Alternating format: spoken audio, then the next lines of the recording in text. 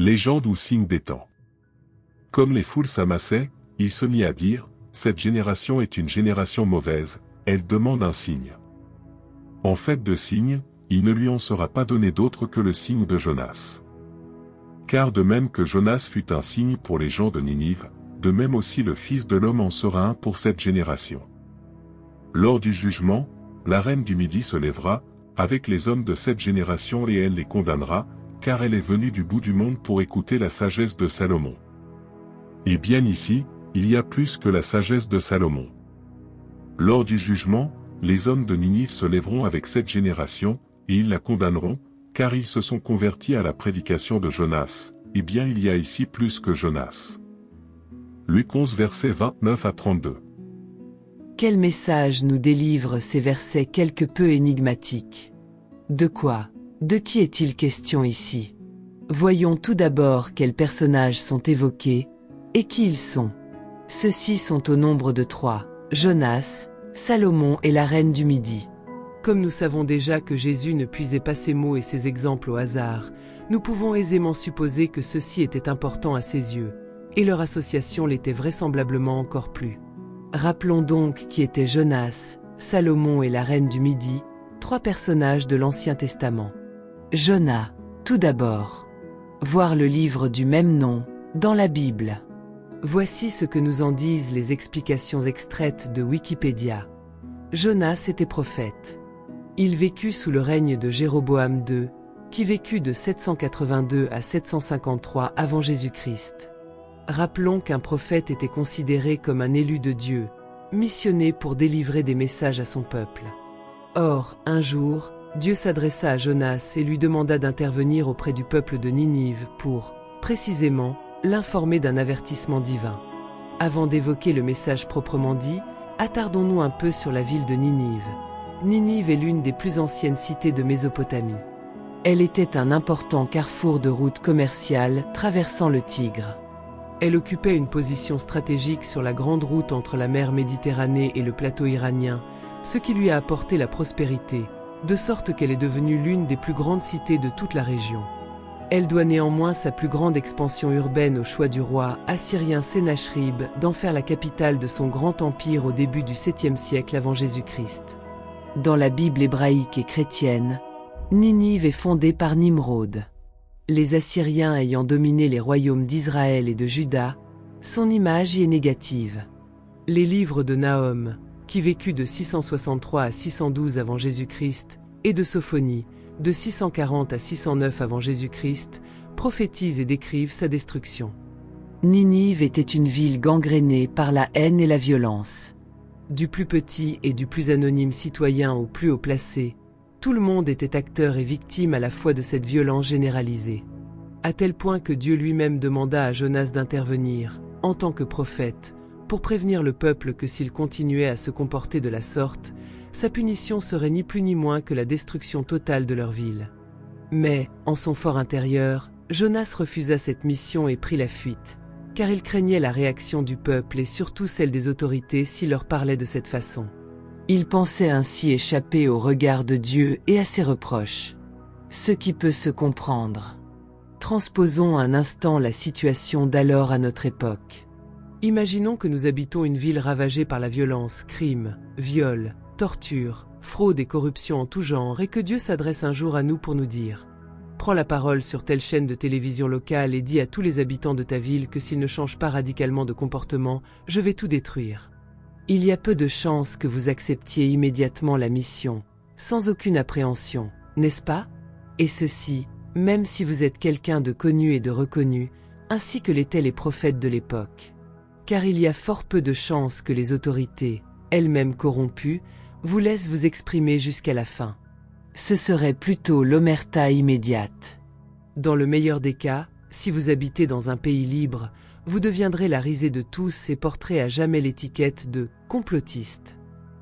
Dans le pire, vous pourriez être emprisonné, voire torturé, ou même tué. De la même façon, Jonas prit peur et préféra prendre la fuite. Pour ce faire, il embarqua sur un bateau. Pendant la traversée, survint soudain une tempête si violente que les marins éprouvèrent le besoin de prier chacun leur Dieu pour en être délivrés. La tempête perdurant et s'intensifiant, ils tentèrent de découvrir quel passager pouvait bien être la cause de ce terrible orage, aussi soudain qu'inattendu, débré d'éclairs effrayants. Peut-être par l'effet d'une intuition, cette violente tourmente leur paraissait surnaturelle. C'est pourquoi ils utilisèrent un quelconque jeu divinatoire pour en savoir plus, lequel leur livra le nom de Jonas. Ce dernier admit être vraisemblablement la cause de cette catastrophe. Pris de remords, il demanda aux marins de le jeter à la mer, afin que l'équipage et les passagers puissent être sauvés. Ce que ces derniers se résignèrent à faire. Ceux-ci se dirent ensuite qu'ils avaient bien fait, tout en remerciant leur Dieu, car la tempête cessa presque instantanément. Jonas, quant à lui, se retrouva au milieu des flots en furie, avant d'être avalé par une baleine, dans le ventre de laquelle il resta 3 jours et 3 nuits. Pendant ces 3 jours, Jonas pria Dieu avec ferveur, sûrement plus intensément qu'il ne l'avait jamais fait de toute sa vie. Imaginez un peu la scène, seul dans le noir, grelottant de froid avec ses vêtements trempés, dans les entrailles d'un poisson. À la fin des 3 jours, la baleine recracha Jonas, qui à présent se sentait prêt à remplir sa mission. Le prophète se rendit auprès du peuple de Ninive et fit ce que Dieu lui avait demandé. Contre toute attente, non seulement on l'écouta attentivement, mais son intervention suscita une véritable prise de conscience au sein du peuple. Les habitants admirent leurs erreurs, firent leur mea culpa et prirent leurs dispositions afin de réformer complètement leur manière de vivre. Du moins pour cette fois, car malheureusement, de nombreuses années plus tard, la ville retomba dans ses excès et anciens penchants violents, à cause desquels 2 autres prophètes durent intervenir, Nahum et Sophonie, pour leur annoncer, cette fois, l'inéluctable destruction de leur ville. Salomon. Qui était Salomon? Il était roi d'Israël, successeur du roi David. Son règne s'étendit de 970 à 935 avant Jésus-Christ, voire le premier livre des rois. Le roi Salomon était réputé pour sa richesse et sa sagesse tellement impressionnantes que beaucoup de gens venaient le solliciter en cas de litige. Ainsi, il est fait état, dans la Bible, de ce qu'a rendu célèbre dans le monde entier de 2 prostituées se disputant l'enfant que chacune d'entre elles prétendait être le sien. 1 Roi 3, versets 16 à 28. Ce fut également le roi Salomon qui fit construire le temple de Jérusalem. Un vaste chantier qui dura 7 ans. La reine du Midi. Qui pouvait bien être cette reine du Midi, dont Jésus lui-même ne semblait pas connaître le nom? Compte tenu du fait qu'à travers les versets dont nous parlons, cette dernière était associée au roi Salomon, on peut supposer qu'il s'agissait de la reine de Saba venue un jour rendre visite à ce dernier, chargée d'un grand nombre de richesses pour lui. Voir Roi 10. La reine de Saba avait entendu parler de sa renommée, que Salomon devait au nom du Seigneur. Elle vint le mettre à l'épreuve par des énigmes. 1 Roi 10 verset 1. Cette reine énigmatique a fait l'objet de multiples investigations au fil des siècles, dont on ne peut encore aujourd'hui tirer de conclusions définitives. Voici ce que nous en dit nationalgeographic.fr. L'emplacement de la ville de Jérusalem lors du règne de Salomon ne fait guère débat. Mais les chercheurs sont toujours à la recherche du pays de l'or et des épices où la reine de Saba aurait élu domicile. Une reine sans nom, en provenance de Saba, se rendit à Jérusalem avec de l'or, des bijoux, des épices. En quête de savoir, la reine s'intéressa particulièrement à Salomon, que l'on disait sage, et lui posa des questions complexes. Salomon releva le défi et accueillit la reine qui, en retour, lui fit parvenir des offrandes. En fait, il n'arriva plus jamais une aussi grande quantité de parfums et d'épices que celle que la reine de Saba offrit au roi Salomon. Plus tard, elle lui confia: « Ta sagesse et ta prospérité surpassent tout ce que j'avais entendu dire. » 1 Roi 10 verset 7. Cette rencontre biblique eut un impact incommensurable sur l'imaginaire populaire. Elle véhicula des messages de beauté, de richesse, de pouvoir, d'exotisme, d'intrigue, de magie et d'amour. La reine inspira l'élaboration de miniatures turques et perses, la création de tableaux et de musiques européennes ou encore la production du péplum hollywoodien de 1959, Salomon et la reine de Saba, dans lequel Yul Brynner incarne le roi sage et Gina Lollobrigida sa compagne. Ces œuvres ne manquaient pas de matière pour leur développement, puisqu'une riche tradition littéraire se développa à partir de l'histoire biblique originale.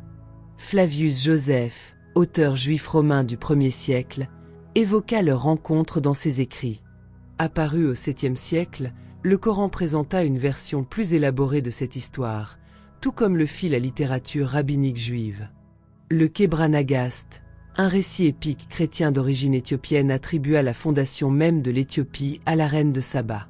Selon ce texte, ce royaume de Saba se trouvait en Éthiopie.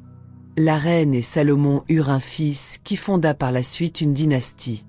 Cette dernière fit office de gouvernement en Éthiopie, jusqu'à son dernier descendant, Haïlé Sélassié, mort en 1975. À ce jour, aucune preuve archéologique ne peut indiquer de manière définitive qui était la reine et d'où elle venait. Elle pourrait être un amalgame de personnages historiques, voire être une légende à part entière. L'emplacement même de son royaume fait l'objet de débats houleux entre les spécialistes.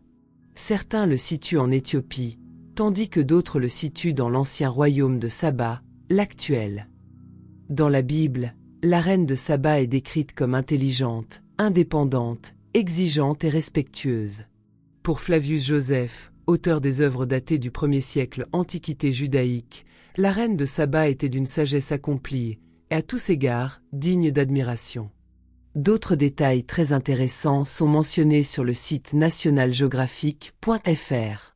Mais sans aller plus loin dans les détails pour l'instant, concernant cette reine du Midi, nous commençons déjà à comprendre pourquoi Jésus a eu recours à cet exemple, ainsi qu'à celui de Salomon. Revenons tout d'abord sur le cas de Jonas. Que faut-il retenir de son histoire? Quel message celle-ci nous délivre-t-elle? Que dit Jésus? De même que Jonas fut un signe pour les gens de Ninive, de même aussi le Fils de l'homme en sera un pour cette génération. Lors du jugement, les hommes de Ninive se lèveront avec cette génération, et ils la condamneront, car ils se sont convertis à la prédication de Jonas. Eh bien, il y a ici plus que Jonas. Jésus le dit bien au 1er verset, « Cette génération est une génération mauvaise, elle demande un signe. » Que voulait-il dire par là? Transposons de nouveau la situation de l'époque à la nôtre, puisqu'il semble bien que Jésus parle également de notre époque. Lors du jugement, la reine du Midi se lèvera, avec les hommes de cette génération, et elle les condamnera, car elle est venue du bout du monde pour écouter la sagesse de Salomon. Eh bien ici, il y a plus que la sagesse de Salomon. Nous ne pouvons nier le fait que notre époque est une ère de violence telle que nous n'en avons jamais connue. La cruauté des actes violents et leur barbarie sévit partout, à tous les niveaux, dans tous les milieux, et elle est en constante augmentation, aussi bien à travers les guerres que n'importe où dans les rues des pays dits en paix. Mais pas seulement. La violence, ce sont aussi tous ces peuples qui meurent de faim, les enfants exploités, martyrisés, les populations immigrées dont une grande partie périt en mer en voulant fuir leur pays en guerre. Ce sont également les femmes maintenues par les hommes en état de soumission, voire d'esclavage, au nom de règles patriarcales depuis longtemps obsolètes, et qui n'auraient même jamais dû exister. La violence, c'est le mensonge institutionnalisé et savamment entretenu, qui prive les gens de leur liberté.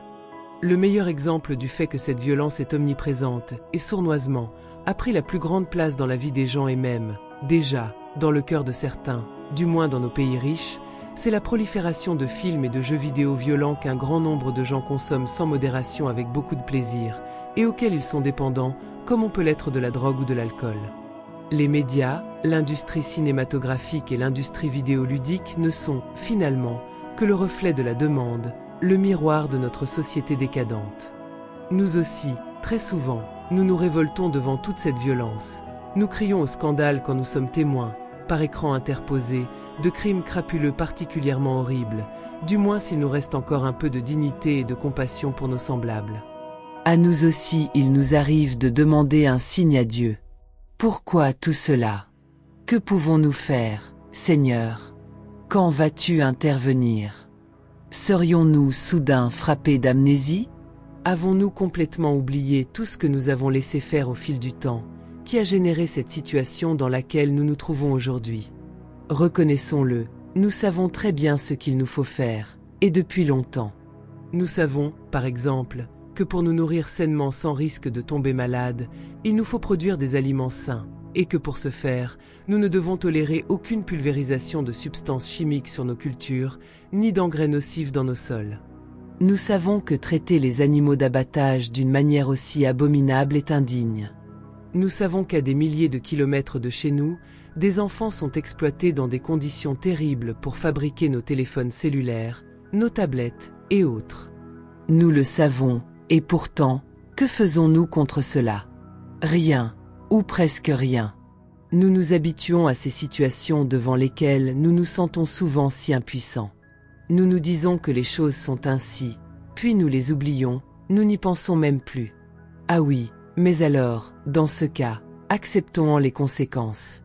Inutile ensuite de demander un signe divin pour nous sortir d'une situation d'extrême violence généralisée, augmentée de celle de toutes les victimes qui auront fini un jour par s'en révolter.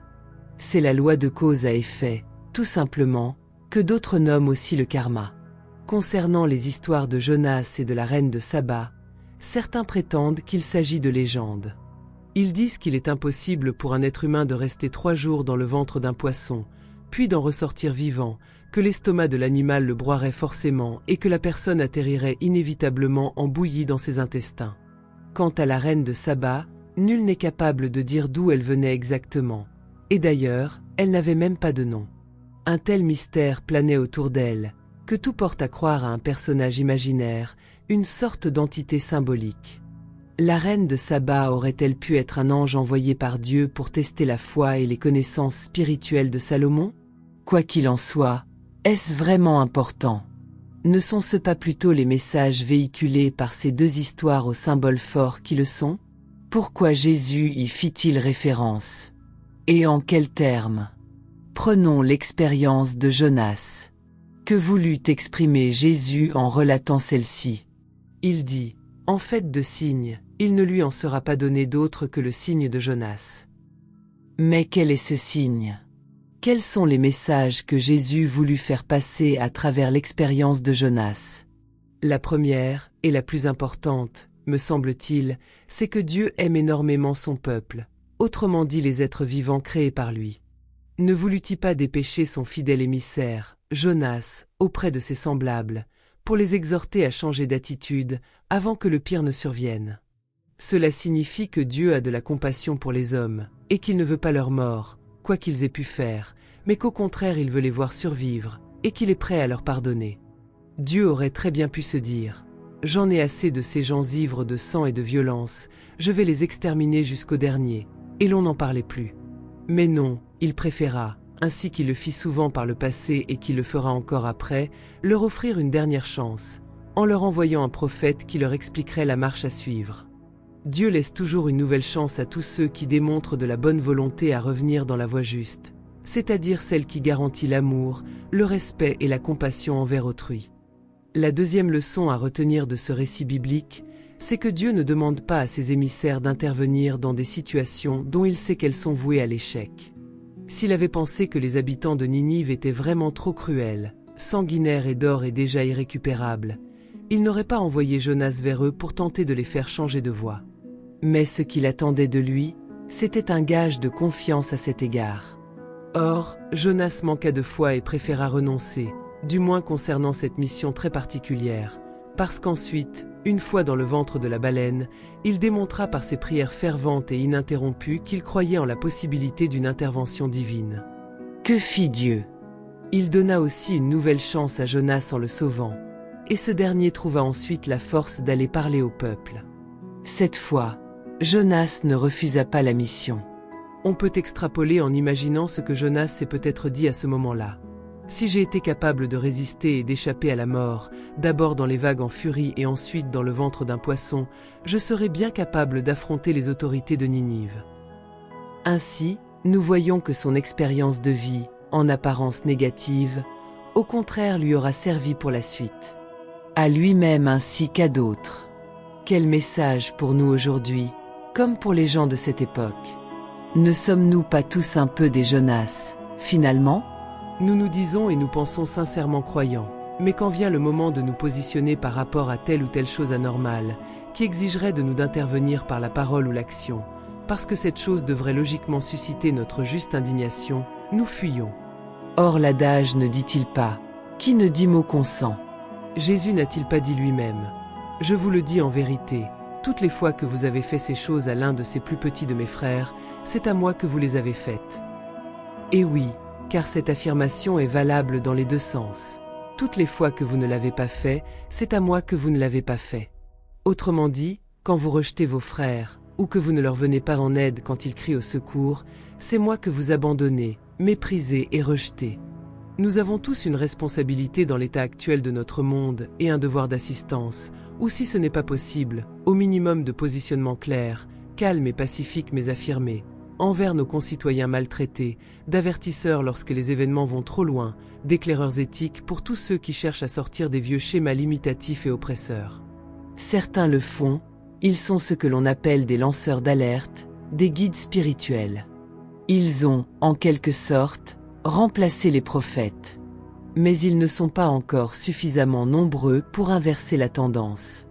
On ne peut pas, d'un côté, se faire tout petit et se voiler la face devant les atrocités dont nous sommes quotidiennement témoins, tout en veillant scrupuleusement à ne pas trop se faire remarquer, et de l'autre demander un signe divin pour se sortir d'une situation devenue inextricable, parce qu'envenimée au fil du temps à cause de notre indifférence. Évoquons maintenant la reine du Midi.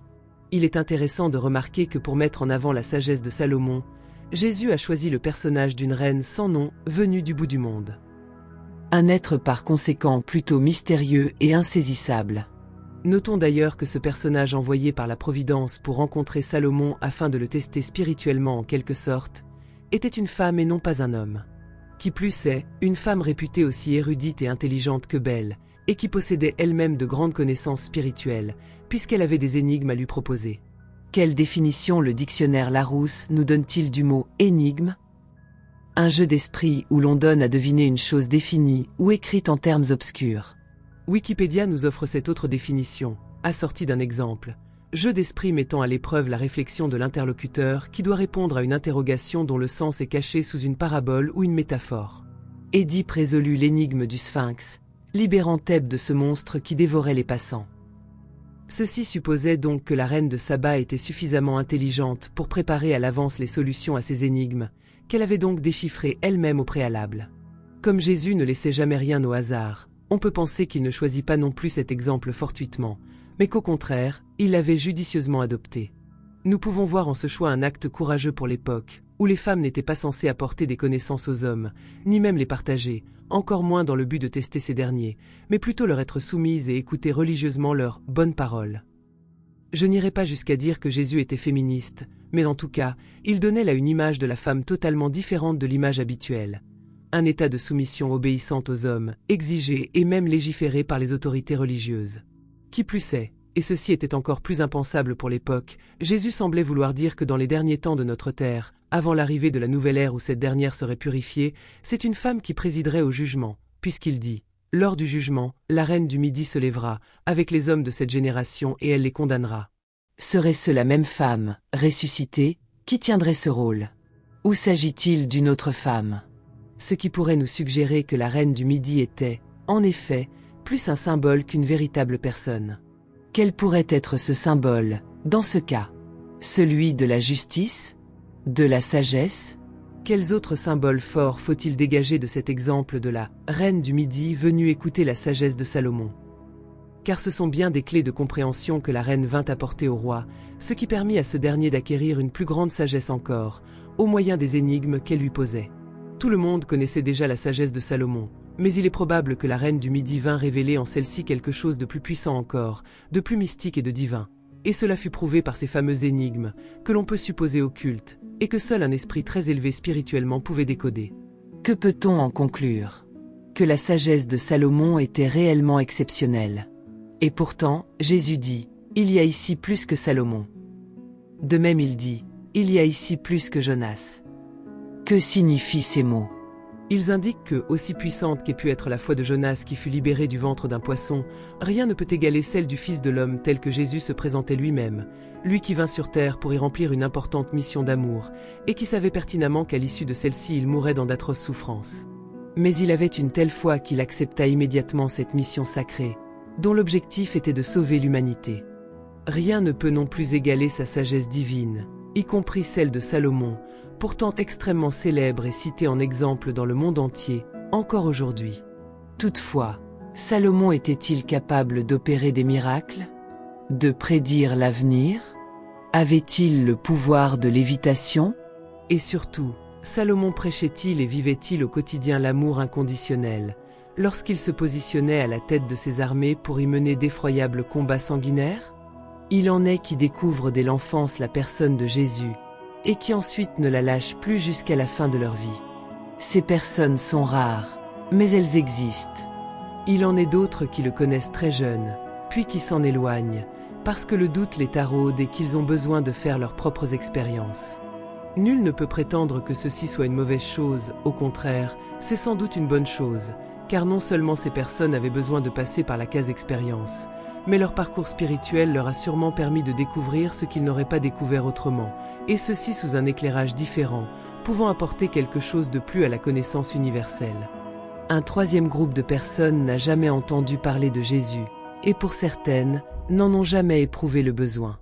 Parmi ces dernières, certaines seront pourtant séduites par ses paroles, pendant que d'autres y resteront réfractaires. Quoi qu'il en soit des parcours de chacun, je pense que tout le monde a entendu parler un jour ou l'autre de Jésus, et que les esprits spirituels finissent toujours par se rendre compte que nulle autre vérité ne peut être plus puissante et vivante que la sienne. Pourquoi? En premier lieu du fait de son sacrifice.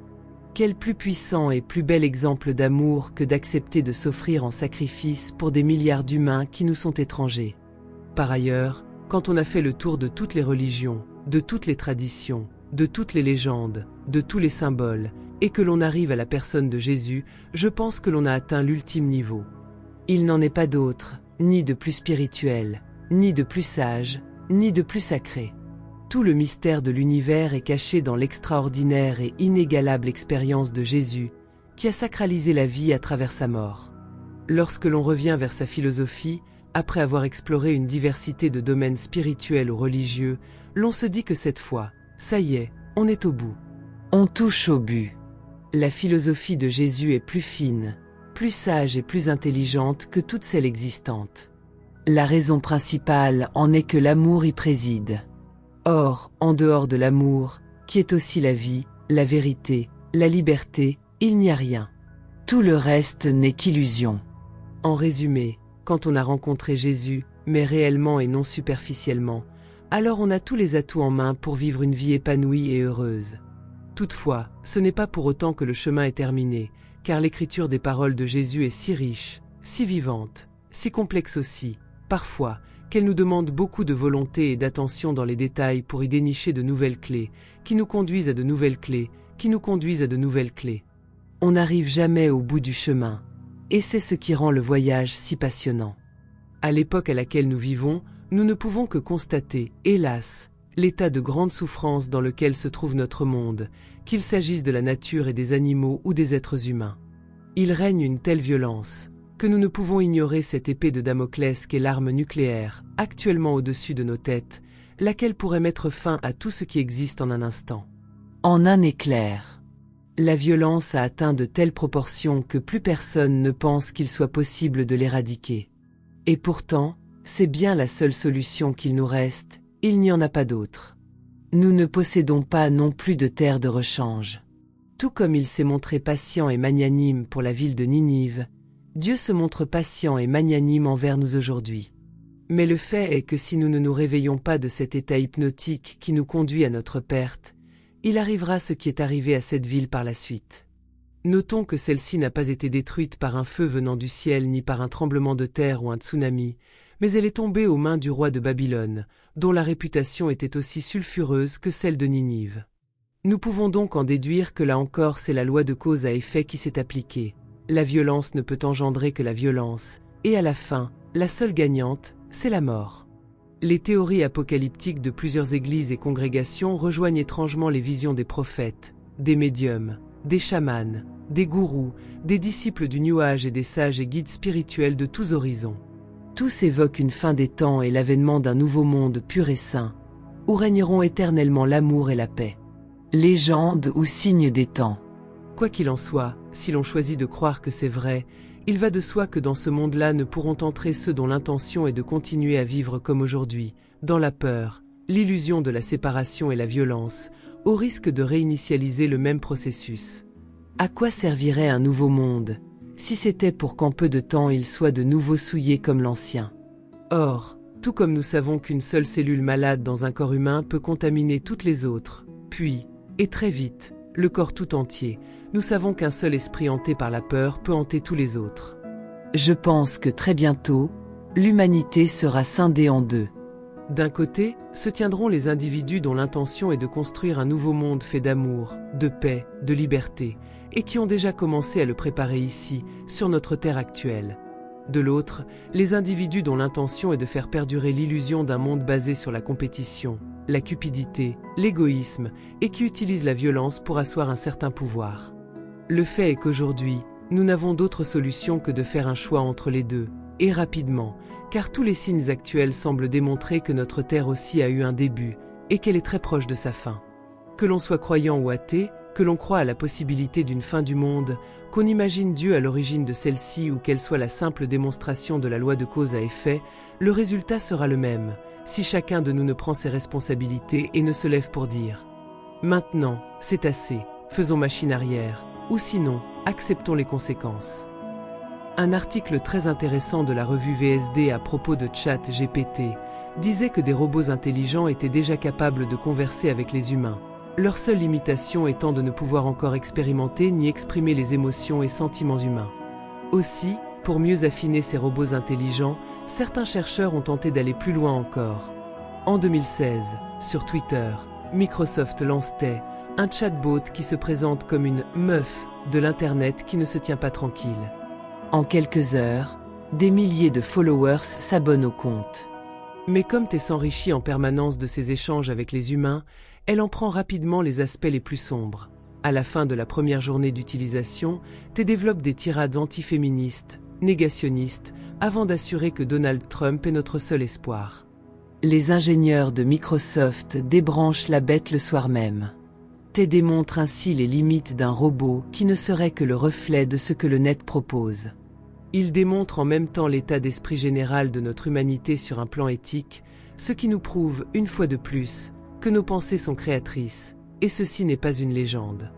Aussi, il est extrêmement important de veiller chaque instant à la nature de celle-ci. Car nous obtiendrons sans aucun doute de la vie et du futur ce que nous souhaitons et formulons en première intention ici même, aujourd'hui même.